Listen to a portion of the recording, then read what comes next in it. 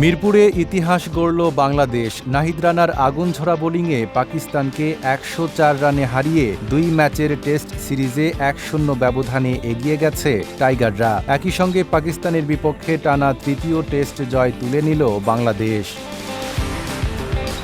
২৬৮ রানের লক্ষ্য তাড়া করতে নেমে শুরু থেকেই চাপে পড়ে পাকিস্তান। ইনিংসের প্রথম ওভারেই ইমামুল হককে ফেরান তাসকিন আহমেদ। এরপর নিয়মিত বিরতিতে উইকেট হারাতে থাকে সফরকারীরা। একমাত্র আবদুল্লাহ ফজল ৬৬ রান করে কিছুটা প্রতিরোধ গড়েন। সালমান আগা করেন ২৬ রান। তবে নাহিদ রানার গতির সামনে টিকতে পারেননি পাকিস্তানের ব্যাটাররা।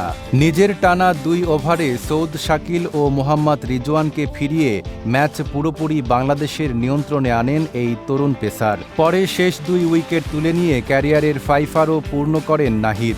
৪০ রানে ৫ উইকেট নেন তিনি। এছাড়া তাসকিন আহমেদ ও তাজুল ইসলাম নেন ২টি করে উইকেট।